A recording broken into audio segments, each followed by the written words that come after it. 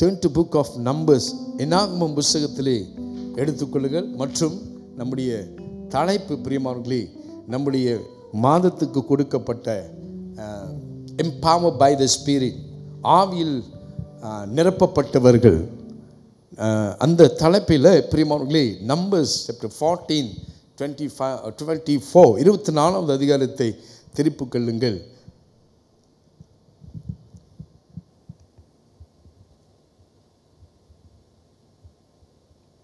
நாம் வாசிக்க கேட்போம் பிரியமானவர்களே. என்னாகமம் 14வது அதிகாரம் 24வது வசனம்.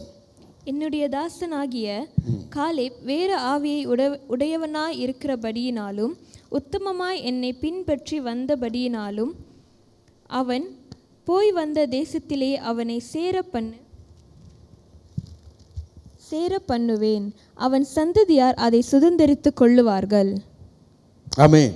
பிரியமானவர்களே, நாம் இந்த கடந்த இந்த மாதத்திலிருந்து பிரியமானவர்களே துவக்கத்திலே ஆவியில் நிரப்பப்பட்டவர்கள், ஆவியில் நடத்தப்பட்டவர்கள், இப்படியாக பழைய ஏற்பாடும் புதிய ஏற்பாடும் நாம் பேசுகிறோம். அப்போஸ்தலர் 1:8 பிரியமானவர்களே, மேல்வீட்டு அறையிலே அப்போஸ்தலர்கள் பேதுரு, யோவான், அந்திரேயா, அப்படிப்பட்ட அவருடைய சீஷர்கள் மற்றும் 120 பேர் மேல்வீட்டு அறையிலே நிரப்பப்பட்டார்கள், ஆவியிலே நிரப்பப்பட்டார்கள். ஆவியிலே நிரப்பப்பட்டவர்களும் ஆவியிலும் நிரப்பப்படாதவர்கள் என்ன வித்தியாசம்? நான் ஏன் ஆவியிலே நிரப்பப்பட வேண்டும் என்று பல காரியங்களை நம்ம தியானித்தோம் பிரியமானவர்களே. பரிசுத்த ஆவியானவர் நிரப்பப்படுவது ரொம்ப ரொம்ப முக்கியம். பரிசுத்த ஆவியானவர் தான் நமக்கு என்ன செய்வார்? உதவி செய்வார். அபிஷேகத்தினால் நிரப்பு. ஏன் ஆவியில் நிரப்பப்படுவதற்கு முதல் காரணம், ஆண்டவருடைய சுவிசேஷத்தை சொல்வதற்கு புறப்பட்டு போய் எல்லோரிடத்தும் ஆண்டவருடைய சத்தியத்தை பேச, சுவிசேஷத்தை அறிவியுங்கள் ஆண்டவர் சொன்னார். எல்லாரும் போய் புறப்பட்டு பிரியமானவர்களே சுவிசேஷத்தை அறிவித்து, அதனால தான் பரிசுத்த ஆவியானவரால் அபிஷேகம் பண்ணப்பட்டார்கள். பிரியமானவர்களே, வேறு எதுக்கு ஆவியானவர் நான் நிரப்பப்பட வேண்டும்?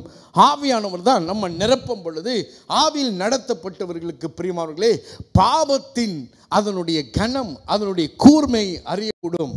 ஆண்டவர் நம்மை உணர்த்துவார், இது பாவம். அவர்கள் உணர்த்தப்படுவார்கள், இதை செய்யக்கூடாது என்று சொல்லி ஆண்டவர் கண்டித்து உணர்த்துவார். நியாய தீர்ப்பை கண்டித்து அவர் சொல்லுவார். பிரியமானவர்களே, பலவீனத்திலே அவர் பலன் தருகிறவர், வாக்கு கடங்காத பெருமூச்சுகளோடு ஜெபிக்கிறவர். ஆண்டவர் நமக்கு வல்லமை கொடுத்திருக்கிறார்.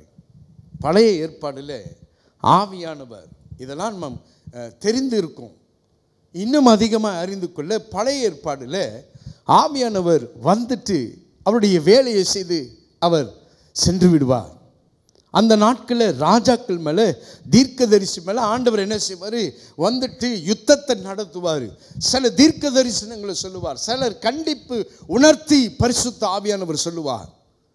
ஆனால் புதிய ஏற்பாடிலோ நிரந்தரமாய் ஆண்டவர் நமக்கு ஆவியானவரை கொடுத்திருக்கிறார். அவர் நம்மோடு கூட இருக்கிறார். கைகளை உயர்த்தி ஆண்டவருக்கு நன்றி செலுத்துங்க. கிடைக்கக்கூடாத ஒரு பொக்கிஷம் பிரியமானவர்களே. பணம், ஜனங்கள், சமாதானத்தை விட பிரியமானவர்களே ஆண்டவர் நம்ம கூட இருக்கிறது ரொம்ப மேலான காரியம். ஹல்லேலூயா. பிரியமானவர்களே, ஏன் ஆண்டவர் காலேப்போ சொல்லுகிறார்? காலேப்போ வேறு ஆவி உடையவன் அப்படின்னு என்ற ஆவியில் நடத்தப்பட்டார். தேவ ஆவியில் நடத்தப்பட்டவர்கள் சிலர் இருக்கிறாங்க. ஆவியான உணர்த்துவார். சில வேளையிலே இந்த காரியத்துக்கு நீ போகாத அப்படின்னு சொல்லுவார். ஆவியானவர் சில நாள் ஆவியில் நடத்தப்படுவர்கள் சொல்வார்கள், இந்த ஜனங்களிடத்தில் போய் பேசணும், இந்த நபரிடத்தில் போய் சொல்லு. ஆண்டவர் உணர்த்துவார், இந்த நபருக்காக ஜெபிக்க வேண்டும். 3 மணி காலையில் ஆவியால் நடத்தப்படுவர்களை 3 மணி காலையில் ஆண்டவர் எழுப்புவார், ஜெபிக்க சொல்லுவார். தேசத்திற்காக, சபைக்காக, சில காரியங்களுக்காக ஆண்டவர் உணர்த்தி ஜெபிக்க சொல்லுவார். ஆவியில் நடத்தப்பட்டவர்கள் பிரியமானவர்களே, நிரப்பப்பட்டவர்கள், அவங்களால வேதம் படிக்காமல் இருக்க முடியாது. அவங்களால உலகத்தில் இருக்க முடியாது. உலக பாட்டை கேட்க முடியாது. ஆராதனை பாட்டை கேட்க சொல்லும். ஆவியால் நிரப்பப்பட்டவர்கள் பிரியமானவர்களே, அவர்களுக்கு ஒரு பாரம் இருக்கும். மற்றவர்களை பார்க்கும் பொழுது அவங்களும் ரட்சிப்புக்குள்ள வர வேண்டும் ஒரு பாரம் அவர்களை அடித்து கொண்டே இருக்கும். 12 சிப்பாய்களை ஆண்டவர் என்ன செய்தார் தெரியுங்களா? கானான் தேசத்தை வேவு பார்க்கறதுக்கு அனுப்புறாரு. அல்லேலூயா. இப்பெல்லாம் நீங்க கேள்வி பண்ணலாம், பயங்கரமான யுத்தம் ஓடிக்கொண்டு இருக்கிறது. இஸ்ரேலுக்கு விரோதமாய், ஈரானுக்கு விரோதமாய் பல கேள்விகள் நீங்க கேள்வி பண்ணலாம். யார் சுப்ரீம் பவர்? யார் அடுத்தது உலகத்தை எடுக்க போவா? உங்களுக்கு ஒரு சக்தி இருந்துச்சுன்னா, பவர் இருந்துச்சுன்னா என்ன செய்வீங்க?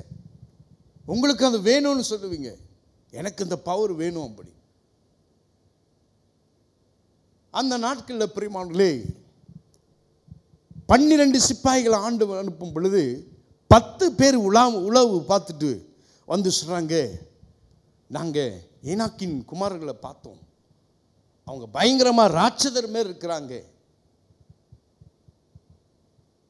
அவங்க தேசம் நல்ல தேசம், ஆனாலும் நம்மளால போல அதை மேற்கொள்ள முடியாது அப்படின்னு சொல்றாங்க. அவங்க கண்ணுக்கு நாங்கள் வெட்டுக்கிளி மாதிரி இருக்கிறோம் அப்படின்னு சொல்றாங்க.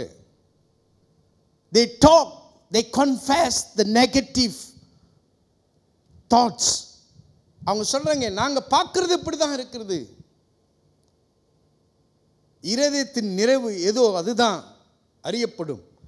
நீதிமொழிகள் சொல்லுங்க, இருதயத்தில் என்ன இருக்கிறது? நான் ஒன்றும் இல்லை, என்னால் முடியாது, இது பயங்கரமா இருக்குது. இருதயத்தில் இதான்.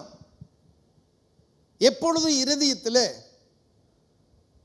சட்டி சோறு சாப்பிடுவோம், அங்கே போய் சாப்பிடுவோம், இந்த இடத்துல போய் சாப்பிடுவோம், இந்த இடத்துல ஒரு ஒக்கையான் மீன் நல்லா இருக்கு அப்படி சாப்பிடுவோம், இதெல்லாம் வாய் பேசிக்கொண்டே இருந்தா பிரியமானவர்களே, அப்போ அவங்க எதை பார்க்குறாங்க? எதில் நிறைந்திருக்கிறாங்க? சாப்பாடில் நிறைந்திருக்கிறாங்க. சிலருக்கு மியூசிக் இல்லாமல் இருக்க முடியாது, கை தாளம் பண்ணிக்கிட்டே இருக்கு. எந்த பாட்டை கேட்டாலும் பிரியமானவர்களே கை அசையும், வாய் படிச்சு கொண்டே இருக்கும், எல்லா பாட்டும் படிக்கும். ஏன்? அவங்க எதில் நிறைஞ்சிருக்கிறாங்க? சினிமா பாட்டில் நிறைஞ்சிருக்கிறாங்க. மியூசிக் தான் அவங்களுக்கு வேணும் என்று சொல்லுவார்கள். ஆனால் சிலரை பார்த்தீங்கன்னா பிரியமானவர்களே ஆண்டவரையே பற்றி பேசியிருப்பாங்க. ஆண்டவர் கிருபை, ஆண்டவர் நடத்தினார், ஆண்டவர் இப்படி சொல்றாரு, ஆண்டவருக்காக அப்படி செய்யணும். அவங்க வாய் நிறைவெல்லாம் இருதயெல்லாம் எதில் நிறைஞ்சிருக்கிறது? ஆண்டவர் ஆண்டவர் ஆண்டவர். ஏன்னா ஆவியில நடத்தப்படுறாங்க. எதை நம்ம அதிகமாக நம்ம மூளைக்கும் நம்முடைய மாம்சத்துக்கும் நம்ம ஆவிக்கும் நம்ம போஷிக்கிறோம் பிரியமானவர்களே. அப்ப காலேப் எதை போஷித்திருப்பார்? எல்லாரும் எத்தனையோ லட்சம் ஜனங்களுக்கு மேலாக இருக்கிறாங்க. அந்த ஜனங்களும் சொல்றாங்க, 10 பேரும் சொல்றாங்க முடியாது அப்படின்னு சொல்றாங்க, அழுந்து புலம்புங்கிறாங்க. ஐயோ எங்களை போய் சாகடிக்க போறீங்களா சொல்றாங்க. ஆனா காலேப்புக்கும் யோசுவாவுக்கும் எப்படி இந்த ஆவி கிடைக்கப்பட்டது? மோசஸ் உளுந்து கிடக்கிறாரு, ஆரோன் ஒரு சைட்டு கீழே உளுந்து கிடக்கல. என்னாகமம் 14 சொல்லப்படுகிறது. ஆனால் காலேப்பும் யோசுவாவும் என்ன சொல்றாங்க? பாசிட்டிவா சொல்றாங்க. எப்படி அவர்களால் சொல்ல முடியுது? என்னைக்கு அதிகமாக ஜனங்க சொல்றாங்க முடியாது, சாங்க போறோம், புலம்புறாங்க. 10 பேரும் அந்த சிப்பாய்கள் சொல்றாங்க we cannot overcome them அப்படின்னு சொல்றாங்க. ஆனா யோசுவாவும் காலேப்பும் என்ன சொல்றாங்க? வாசிக்க கேட்போம் பிரியமானவர்களே. 14வது அதிகாரம் 6வது வசனத்தை நாம் படிக்க கேட்போம். தேசத்தை சுற்றி பார்த்தவர்களில் நூனின் குமாரனாகிய யோசுவாவும் எப்புனேயின் குமாரனாகிய காலேப்பும் தங்கள் வஸ்திரங்களை கிழித்துக்கொண்டு இஸ்ரவேல் புத்திரரின் சமஸ்த சபையையும் நோக்கி நாங்கள் போய் சுற்றி பார்த்து சோதித்த தேசம் மகா நல்ல தேசம், நல்ல தேசம். இப்போ நம்மளுக்கு ஏனாக்கின் குமாரர்கள் போலதான் பிரச்சனைகள் பெருசா இருக்கிறது.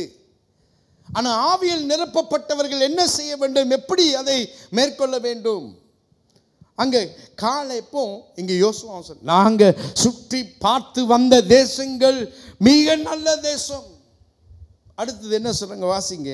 கர்த்தர் நம்மேல் பிரியமாயிருந்தால் அந்த தேசத்திலே நம்மை கொண்டு போய் பாலும் தேனும் ஓடுகிற, கர்த்தர் நம்மேல் பிரியமாயிருந்தால் அந்த தேசத்தில் நம்மை கொண்டு போய் பாலும் தேனும் ஓடுகிற அந்த தேசத்தை நமக்கு கொடுப்பார்.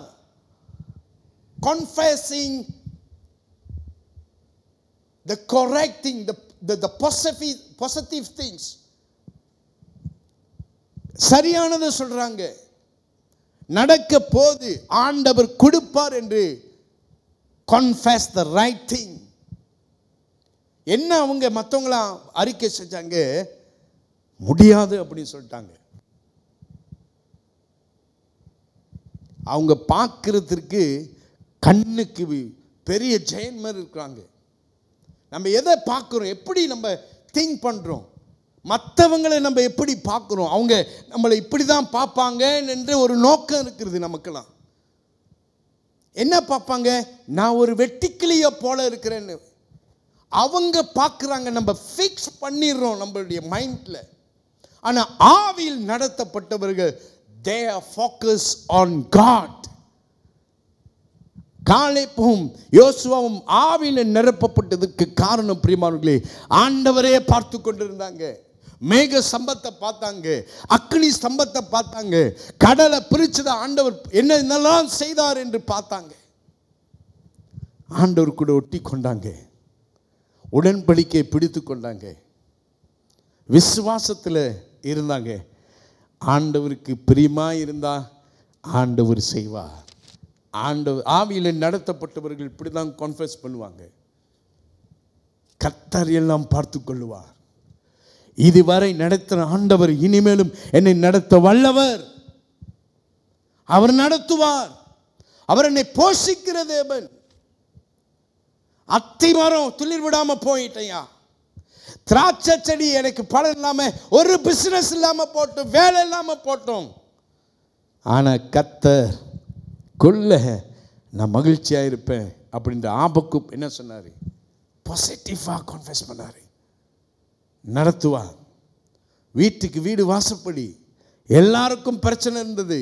ஆனா இந்த 2 பேர் மட்டும் சொல்றாங்க, வாசிக்க கேட்போம். தொடர்ந்து என்ன சொல்றாங்க, வாசிக்க கேட்போம்.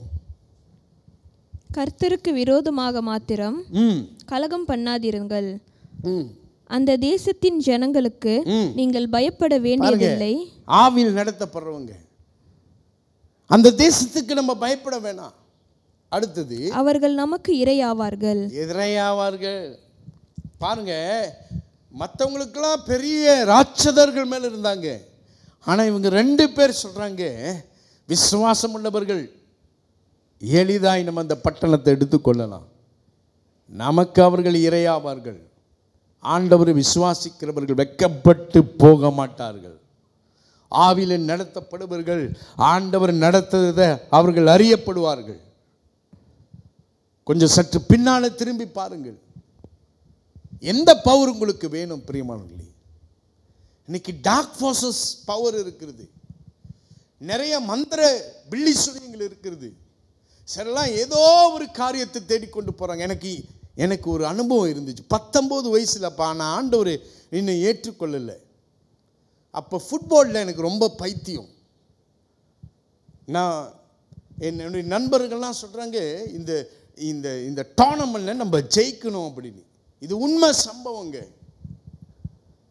இந்த டோர்னமெண்ட்டில் நம்ம டீம் லீட் ஆகணும்னு சொல்லிட்டு அவன் சொல்கிறான், உனக்கு ஒரு பவர் வேணுமா, நான் காட்டுறேன் அப்படின்னு சொன்னான்.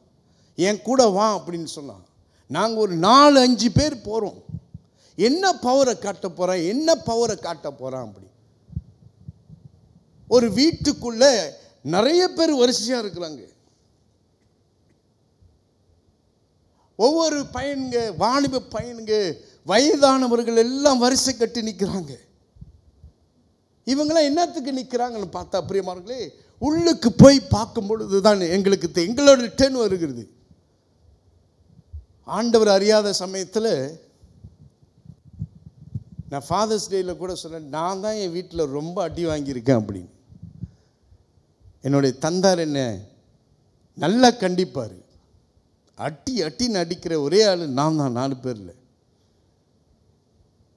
ஆனால் இப்போ தெரியுது, அவர் அன்னைக்கு அடித்தனால தான் நான் இங்கே இருக்க முடியுது. அந்த நாட்களே நண்பர்களோடு கூட பிரியமானவர்களே நாங்கள் போனது, ஒரு போம மந்திரவாதி, ஒரு தைலண்ட் மந்திரவாதி வீட்டுக்கு என்னை கூட்டிகிட்டு போனானுங்க. இங்கே இருக்குடா பவர் அப்படின்னு சொன்னானுங்க.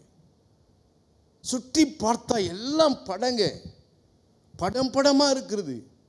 அப்புறம் பார்த்தா மண்டவோடு வச்சிருக்கிறானுங்க அந்த சின்ன சின்ன பாட்டிலில். ஒவ்வொரு டீம் ஜெயிக்க வேண்டும்னா என்ன சொல்லுவாங்க, அந்த மைய தடவுனோம் உங்கள் டீமு டாப் 1வது நம்பராக வந்துடும் அப்படின்ட்டு அவர் சொல்கிறாரு. ஆனால் நான் அதை செய்யலை. பிகாஸ் பயந்தேன். அங்கே உள்ள நான் சொல்லிட்டு இதுக்கு நான் வரலை அப்படின்னு. அப்புறம் நான் பார்க்குறேன், ஒவ்வொரு வயதானவர்கள் பெண்கள் அங்கே போய் என்ன செய்கிறாங்க, மந்திரவாதம் பண்ணுறாங்க. என்ன மந்திரவாதம் பண்ணுறாங்க, என்னுடைய கணவர் என் பேச்சை கேட்கணும் அப்படின்னு, எங்கள் மாமியார் என் பேச்சை கேட்கணும் அப்படின்னு. இது உண்மைங்க, நான் சும்மா சொல்லலை. இது நான் என் கண்ணால் அந்த நாட்களில் நான் பார்த்த ஒரு பவர் வேணும்.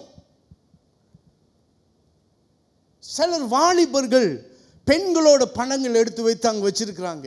இந்த பெண் எனக்கு வேணும் அப்படின்னு சொல்றாங்க.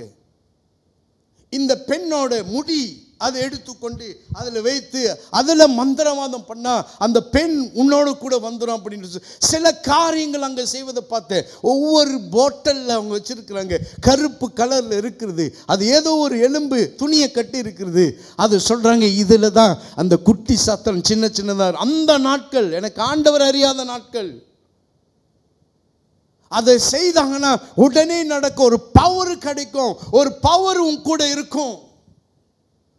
நான் சொல்றேன் பிரியமானவர்களே, இப்படி இன்றைக்கு இந்த காரியத்தில் செயல்பட்டீர்கள் என்றால் அது சாபத்தை கொண்டு வரும், மரணத்தை கொண்டு வரும், உனக்கு பயத்தை கொண்டு வரும், உன்னை அடிமையாக்கிவிடும் என்று சொல்லி பிரியமானவர்களே நாம் அறிந்து கொள்ள வேண்டும். That is dark force power, evil power, but we have the Holy Spirit power.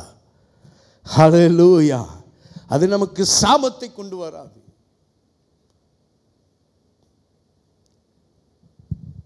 பரிசுத்த ஆவியானவர் வரங்களிலே நிரப்புவார்.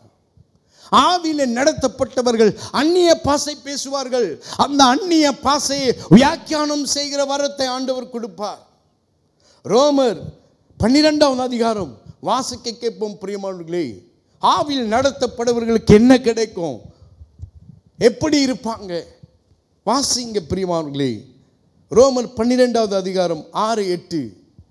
நமக்கு அருளப்பட்ட கிருபையின்படியே நாம் வெவ்வேறான வரங்களுக்குள்ளானவர்கள் படியினாலே நம்மில் தீர்க்க தரிசனம் சொல்லுகிற வரத்தையுடையவன் விசுவாச பிரமாணத்துக்கேற்றதாக சொல்ல கடவன். ஊழியம் செய்கிறவன் ஊழியத்திலும் போதிக்கிறவன் போதிக்கிறதிலும் புத்தி சொல்லுகிறவன் இப்படிப்பட்ட சில வரங்களை ஆண்டவர் கொடுக்கிற. சிலர் பார்த்தீங்கன்னா அவங்களுக்கென்று ஒரு ஸ்பெஷாலிட்டி இருக்கும்.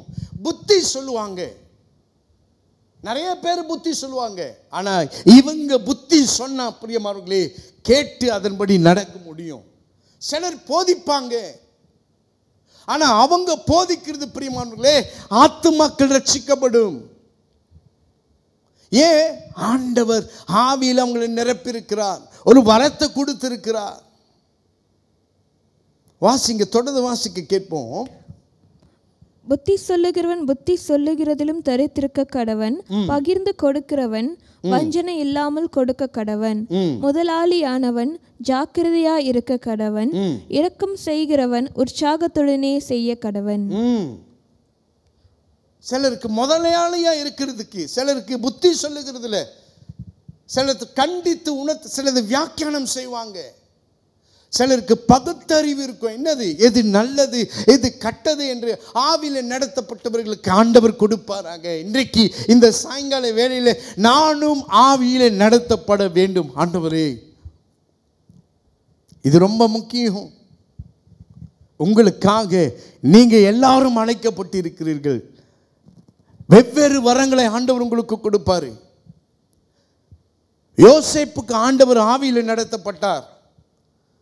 யோசேப்பு ஆவியில நடத்தப்பட்டார். எப்படி நடத்தப்பட்டார்? சிறைச்சாலையிலே ஒரு கனவு கண்டு வியாக்கியானம் சொல்லுவாரு.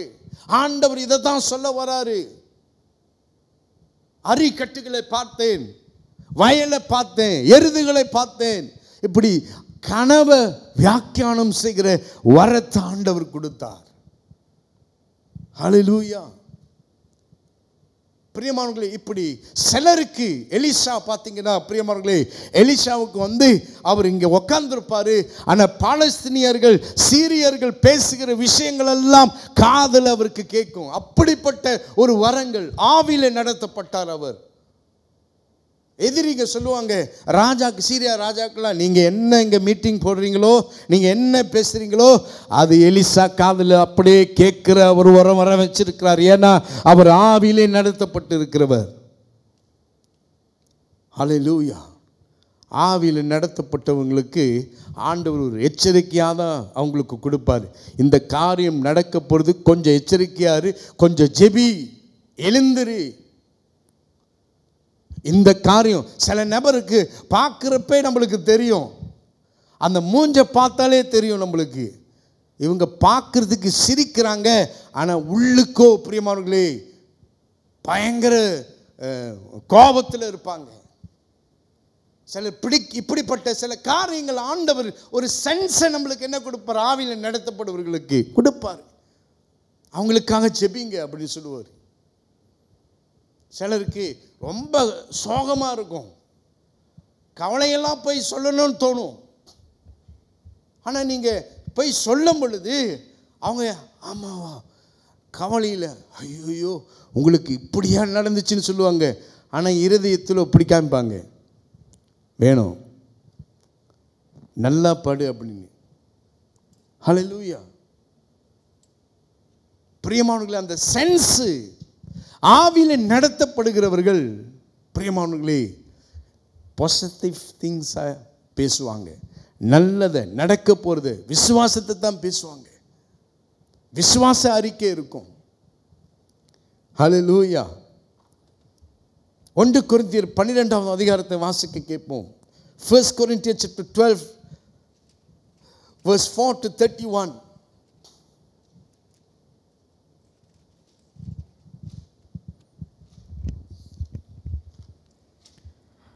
வரங்களில் வித்தியாசங்கள் உண்டு, ஆவியானவர் ஒருவரே. ஊழியங்களிலும் வித்தியாசங்கள் உண்டு, கர்த்தர் ஒருவரே. கிரியைகளிலேயும் வித்தியாசங்கள் உண்டு, எல்லாருக்குள்ளும் எல்லாவற்றையும் நடைப்பிக்கிற தேவன் ஒருவரே. தேவன் ஒருவரே. ஆவியில நடத்தப்பட்டவர்கள், ஆவியானவர் தேவ ஆவி உடையவர்கள். தேவன் தான் அவங்களை நடத்துவாங்க.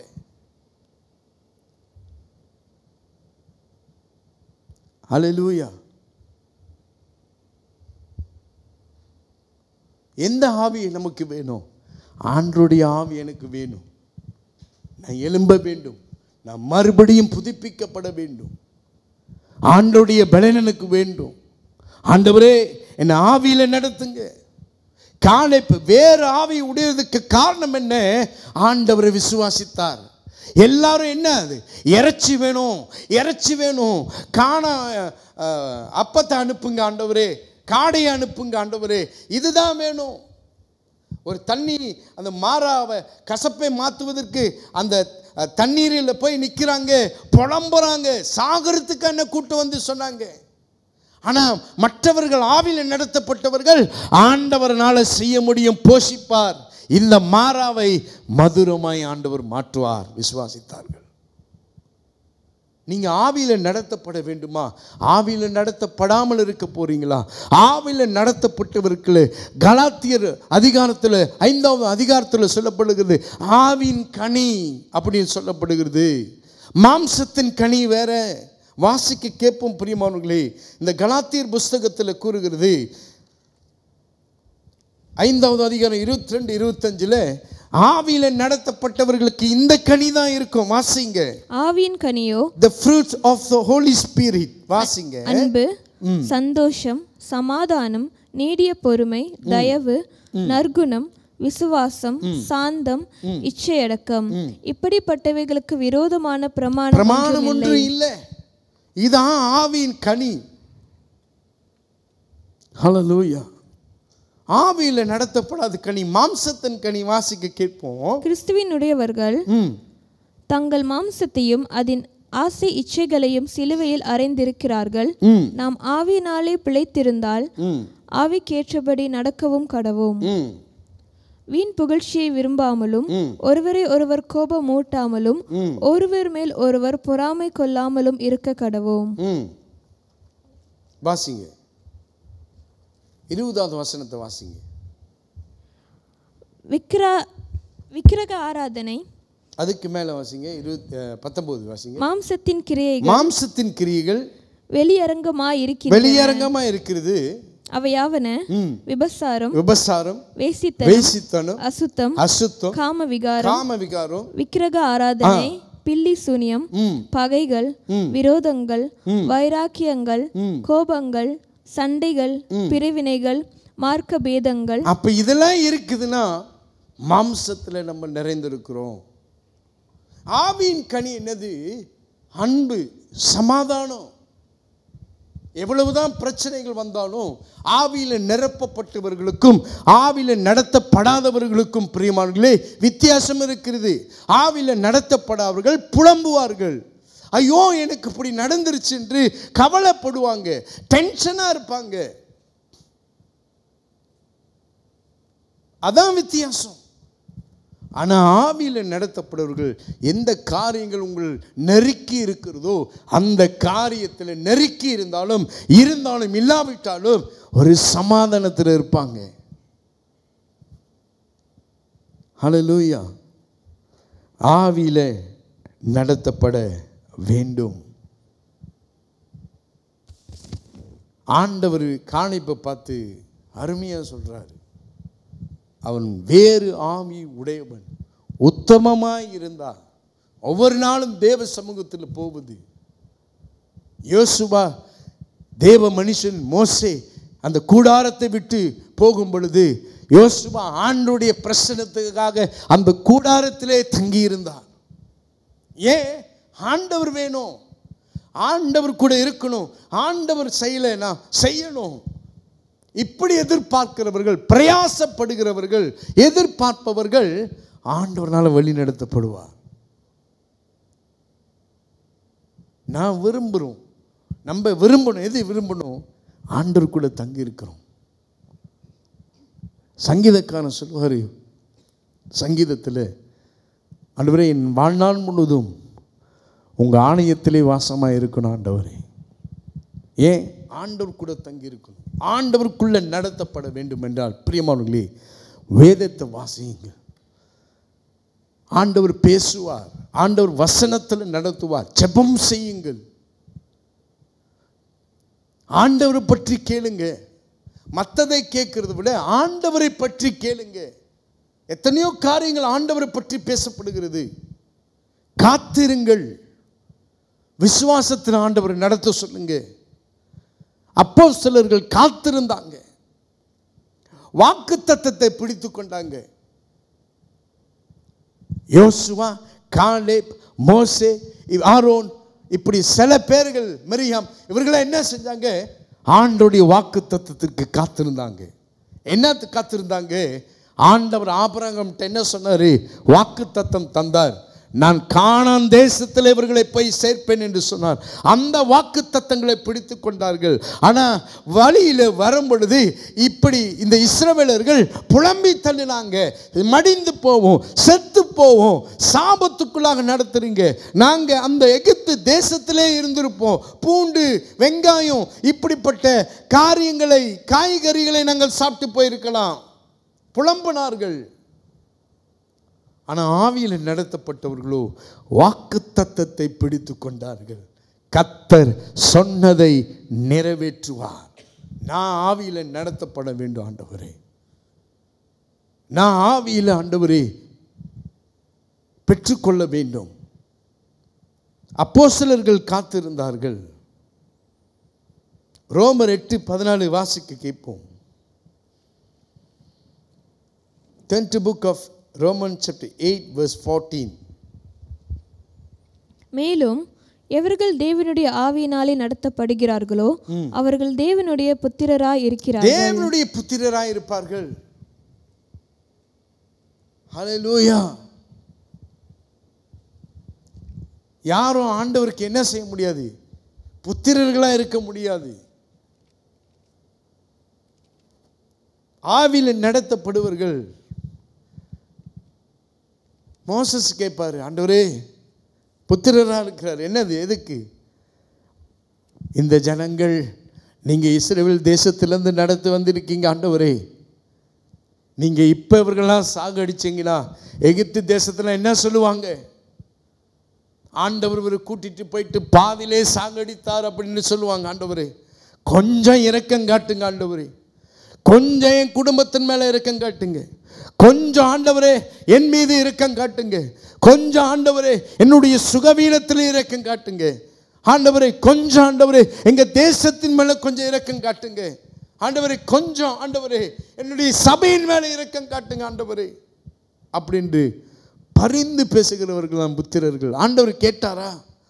ஆண்டவர் கேட்டாரா? எஸ், ஆண்டவர் மோசஸ் ஆனவருடைய ஜெபத்தை கேட்டார். ஏன்னா ஹல்லேலூயா, ஆவியில் நடத்தப்பட்டவர்கள், ஆவியில் நடத்தப்பட்டவர்கள் ஜெபிக்கிறீங்கன்னா பிரியமானவர்களே ஆண்டவர் கேட்பார்.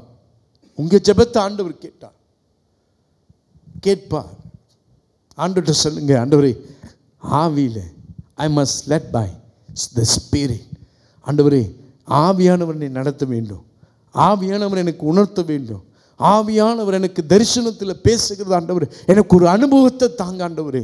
இந்த பலவீனத்தில் ஆண்டவரே, இந்த பயத்தில், இந்த கலக்கத்தில் நான் மேற்கொள்ளப்பட வேண்டும் என்றால் ஆண்டவரே ஆவியில் நடத்தப்பட வேண்டும். நித்தியத்தை நான் அடைய வேண்டும்னா ஆவியானவரால் நான் நடத்தப்பட வேண்டும். அப்பதான் ஆண்டவரே நான் பரலோகத்திற்கு போய் சேர முடியும். நாம் யாவரையும் மேலிருந்து நிற்போம். பிரியமானவர்களே, மாலை வேளையிலே நான் ஆவியிலே நிரப்பப்பட்ட ஒரு அனுபவம் எனக்கு வேண்டும் ஆண்டவரே. பரிசுத்த ஆவியினாலே சிலருக்கு பிரியமானவர்களே ஆண்டவர் தரிசனத்தில் பேசுவார், சிலருக்கு ஆண்டவர் கனவுல பேசுவார், சிலருக்கு ஆண்டவர் வார்த்தை மூலமாய் பேசுவார், சிலருக்கு பிரியமானவர்களே ஆவியிலே நடத்தப்படுபவர்களுக்கு ஆண்டவர் பேசுகிற மெல்லிய சத்தத்தை கேட்பார். எலியா பயங்கர வல்லமையான ஊழியக்காரர். அவர் ஜெபித்தா மழை நிற்கும், அவர் ஜெபித்தா வானத்திலிருந்து அக்கினி இறங்கும். ஆனா அவருக்கும் ஒரு பிரச்சனை வந்தது. ஏசபேல் சொல்றா, நாளைக்கு உன் தலை இருக்காது எலியா அப்படின்னு. எலியா மாம்சத்தில் ஒரு பயம், எங்க போறதுன்னு தெரியல. சூர செடியில போய் படுத்து கொண்டார். ஆண்டவரே வாழ்க்கையில் என்ன செய்யணும் ஆண்டவரே, நான் சாக போறேன், நான் பிதாக்களை போயிட ஆண்டவரை நான் மரிச்சிடுறேன் அப்படின்னு சொன்னார். ஆனா தேவ தூதர் அனுப்பி, நீ செல்ல வேண்டிய பயணம் வெகு தூரம், ஒரே மலைக்கு போக வேண்டும். அதுக்கேற்ற தெம்ப ஆண்டவர் கொடுத்தார், அதற்கேற்ற போஜனத்தை கொடுத்தார். நீங்க எந்த வனாந்தரத்தில் எந்த சூழ்நிலையிலும் நெருக்கப்பட்ட வேலையில் இருந்தாலும் ஆண்டவர் அதை மேற்கொள்வதற்கு சரியான ஆகாரத்தை கொடுப்பார். ஆண்டவருடைய வார்த்தை.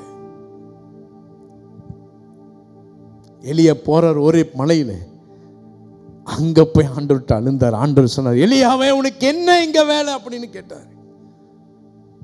ஆண்டவரே எனக்கு இதெல்லாம் நடக்குதுன்னு சொன்னார். சில வேளையில ஆண்டவர்கிட்ட நம்ம அழுந்து கேட்கணும், ஆண்டவரே ஏன் ஆண்டவர் இப்படி நடக்குது? எலியாவுக்கு சில வேலையை நினைச்சுக்க, நான் தான் பெரிய தீர்க்கதரிசின்னு நினைச்சிருக்கலாம். ஆனா ஒரு அடி வந்தோன்னே எலியாவுக்கு தெரியுது, நான் ஒரு மனுஷன்தான், நானும் கொஞ்சம் உணரணும். ஆண்டவர் சொன்னாரே, ஹல்லேலூயா, நம்முடைய ஆண்டவர் ஆலோசனையின் ஆண்டவர். ஆவியில் நடத்தப்படுகிறவர்களுக்கு ஆண்டவர் ஆலோசனை தருவார். இது செய்யணும், இது பிளான் பண்ணணும், இப்படி செய்யணும். என் கையில் உயர்த்துகிற ஆண்டவரே, எனக்கு ஒரு ஆலோசனை கொடுங்க ஆண்டவரே, நானும் ஆவியில் நடத்தப்படுகிற ஒரு அனுபவத்தை எனக்கு தாங்க ஆண்டவரே என்று சொல்லி ஹல்லேலூயா. கரங்களை உயர்த்தி ஆண்டவருடைய சமூகத்தில் என்ன நிரப்பம் ஆண்டவரே.